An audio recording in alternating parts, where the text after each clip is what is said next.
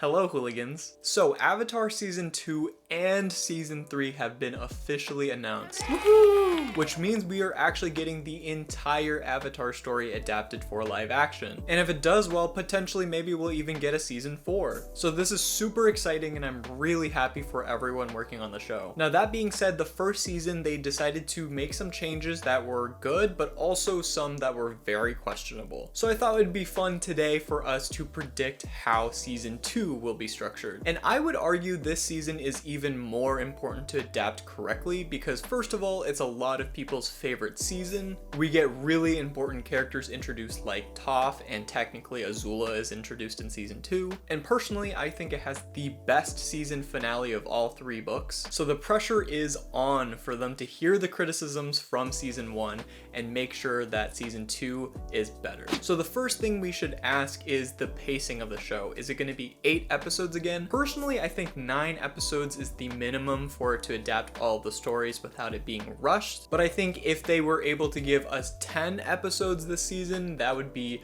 amazing and it would be perfect. Also, is it going to be structured in a way that it's 2 elements per episodes again? Personally, I wouldn't do it that way again because I just think the way they changed things around to fit the themes per episode made it a little bit restrictive. I would just say that the whole season should just be Earth themed. Maybe they'll be creative and give us something different, like each episode is based on one of the chakras. I know there's only like 7 chakras, but maybe they'll throw in the 8th one as like the Avatar or something. So there are some episodes that they are for sure going to omit from Season 2. So obviously the Cave of Two Lovers, they already did that in Season 1. We're not doing that. We are definitely not getting Avatar Day considering they already did that plot point on Kyoshi Island. I don't think we're gonna get the swamp either because they kind of mixed that into the Spirit World episode. And then this one is going to hurt a lot of people, but I don't think they're going to do Appa's Lost Days. An entire episode dedicated to a CGI Appa seems really expensive and I just don't think they'll be able to do that. I also don't think they're going to do Tales of Ba Sing Se at least to the fullest extent, which seems blasphemous because it's such an iconically good episode, but it technically is still filler, and clearly they don't really want to give us the filler episodes. Also, I have a feeling that they're not going to adapt the library or the desert episode, considering that we already saw Wang Shi Tong in the spirit world. Alright, now let's get into how I would adapt episode 1. So I will be adapting the Avatar state and return to Omashu. So I think they're going to definitely do a time jump, at least 1 year has passed. The reason for this is most obviously the actor for Aang has grown up significantly since the filming of Season 1. So I actually think it's going to start off in the Northern Water Tribe still. It makes sense because they are safe here considering that the Fire Nation is not going to try to invade again after such a significant loss. I think we'll actually be able to see Aang waterbend now under the training of Katara and Pakku, and I think that they will be testing Aang's Avatar state here. I do think the Avatar state is really important to establish in the very first episode because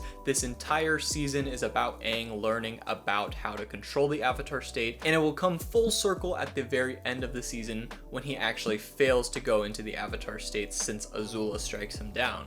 So I only realized this after I started editing, but at the end of Season 1 of the Netflix version, it's implied that they're about to leave the North Pole. Because you can see Master Pakku sending off Katara by giving her the spirit water.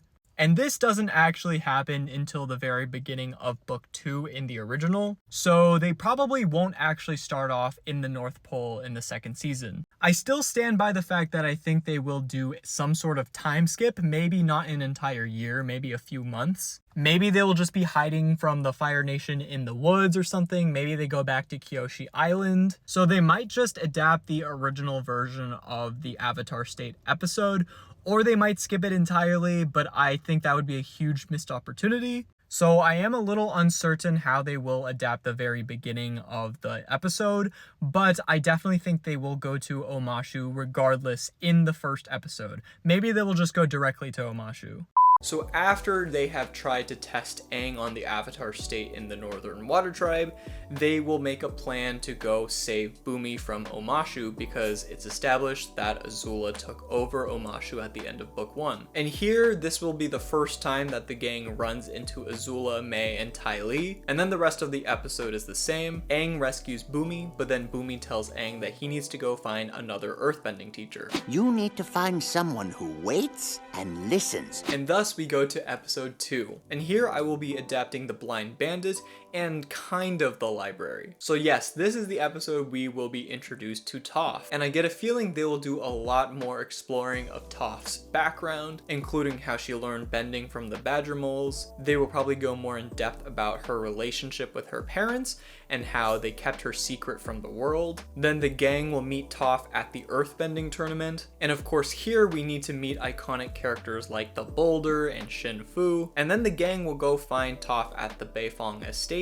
And so here in the Beifong estate is where I'm going to be kind of adapting the library episode. It kind of makes sense for Toph's parents to own this giant library since they are super wealthy, and maybe Sokka goes exploring and then he winds up finding something about the eclipse. And while Sokka is still learning about the eclipse, Shin Fu comes and kidnaps Toph and Aang. And of course this will result in a showdown in the arena where Toph shows just how powerful of an earthbender she is. Toph's parents still do not allow Toph to go join Aang, but then she runs off to join Aang anyway. Because Sokka learned about the eclipse from the Beifong estate, he thinks it's a good idea to take that information to the Earth King in Ba Sing Se so that they can get help in winning the war. And the very last shot of the episode is Shin Fu and Master Yu getting hired by Toph's parents to bring her back. Alright, episode 3. This is probably the easiest combination of episodes to combine, which is Zuko alone and the chase. So we'll get a flashback of Zuko and Iroh 1 year ago after they escaped from the Northern Water Tribe. We see how Zuko decided to separate from Iroh so he can go on his own quest. And so Zuko's scenes will weave throughout the episode until the climax where everyone comes together at the end. So the rest of the episode is the gang getting chased by Azula because Appa is shedding. And then the climax of the episode is when Zuko shows up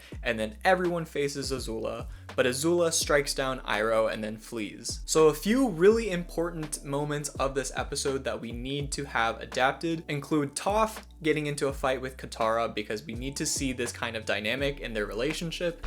Sugar Queen? Did you just slam the door in my face? And then we need to see Toph eventually leaving and then running into Iroh because the conversation that they share is extremely important to their characters. Alright, moving on to episode 4. If I'm being honest, I had some trouble trying to figure out what this episode will be, but one thing is for sure, and that is Appa needs to get captured somehow. If Appa doesn't get captured, then there is no reason for the gang to go through the Serpent's Pass, and then of course there's no reason for Zuko to go through his dilemma of whether to kill Appa or to release Appa. So how are they going to pull off capturing Appa? I'm not entirely sure. So my theory is that they're going to be adapting Bitter Work and partially the desert. So if the creators heard any of the criticism from season 1, it's that Aang didn't learn any waterbending whatsoever. So I think they might fix that and have Aang actually learn earthbending this time. So while Toph is training Aang, maybe the Sandbenders will capture Appa then because no one is paying attention. And then of course Aang goes into his rage mode because he can't find Appa. And so because there is very little chance of finding Appa, they decide to proceed with Sokka's original plan of heading to Ba Sing Se. So the other theory is that they might just go ahead and adapt the library and the desert episodes as normal, and instead of them finding out about the eclipse at the Beifong estate, they find out in the library here, and maybe they will encounter Wang Shitong again. And the other third theory is that if Appa doesn't get captured in this episode, they will simply adapt the Serpent's Pass in this episode, but only for Zuko and Iroh as they head to Ba Sing Se as well. And then the gang will just fly to Ba Sing Se, and then that's where Appa will get captured. So assuming we just go with my original theory for episode 4, episode 5, we will be adapting the Serpent's Pass and the drill. So this is the episode we will see Zuko and Iroh take the ferry ride to Ba Sing Se, and this is where he will meet Jet. And of course, Jet starts suspecting that Zuko and Iroh are firebenders and he gets paranoid. The gang will be taking the Serpent's Pass to Ba Sing Se, and this is where they also run into Suki and a few other Kyoshi warriors. Once they get through the Serpent's Pass, Suki and the Kyoshi warriors say goodbye, and then the rest of the episode will be be about the drill, where Azula and Fire Nation are about to penetrate the walls of Ba Sing Se through a giant drill. And then the final shot of the episode is the Kyoshi warriors running into Azula, and they unfortunately get captured, which of course leads to Azula to impersonate the Kyoshi warriors later. Alright, episode 6 will be the City of Walls and Secrets, and maybe partially Tales of Ba Sing Se. So of course in this episode we are introduced to Judy, who basically tells them that they can't see the Earth King for a very long time. And here we'll see them exploring Ba Sing Se since it's a huge city. Aang will be looking for Appa, Toph and Katara will explore together and they will be bonding just like in Tales of Ba Sing Se, and they will be learning about the party going on at night. Sokka will also be exploring on his own, and I have a theory that they might adapt the Sokka's Master episode here, since in Tales of Ba Sing Se, Sokka just has a funny encounter with the haiku ladies, but maybe instead of doing that, they'll just have Sokka find his master here. Or maybe not, and he'll just be exploring on his own. Zuko and Iroh also start working at the tea shop, and this is where Jet follows them. This eventually leads to Jet and Zuko fighting, which gets Jet arrested by the Dai Li. And then at the climax of the episode is when the gang is infiltrating the royal party. This is where they're introduced to Long Feng, who stops them from going to see the king. And then the final shot of the episode is Jet getting brainwashed by the Dai Li. Alright, episode 7 will be adapting Lake Laogai and the Earth King. This is also very straightforward and pretty much the exact same as the original. Jet is released back into the city completely brainwashed. Katara tries to fight Jet, but then Jet's crew shows up and asks where Jet has been. And then the one thing leads to another and they figure out where Lake Laogai is. Zuko of course also finds Lake Laogai first, and this is where he finds Appa. He's about to kill Appa, but then Iroh shows up and convinces Zuko he needs to release Appa. This leads to Zuko having an internal fight with himself over what is right and what is wrong. Inside of Lake Laogai, the gang have a showdown with Long Feng, and this is also where we see Jet get killed, and then Long Feng runs away. They find Appa outside, and then they fly to the Earth King to tell him that the Dai Li have been up to some shady business, and that they have crucial information about the eclipse. The Earth King eventually believes them after they show him the drill, and then at the end of the episode, everyone gets their messages that have been intercepted by the Dai Li, which results in everyone splitting up. So Aang goes to see the guru, Sokka goes to see his dad, Katara stays with the king, Toph goes to see her parents but actually ends up getting kidnapped. And then the last shot of the episode is the Earth King inviting the Kyoshi warriors into Ba Sing Se, but as we talked about earlier, it's actually Azula, Mai, and Ty Lee in disguise. And now episode 8 will be adapting the Guru and the Crossroads of Destiny. This is also very straightforward, it's just adapting the 2 episodes back to back essentially. Aang is learning about the chakras from the Guru, he gets a vision that Katara is in trouble and then flies back with Sokka. Toph will then escape by learning metal bending,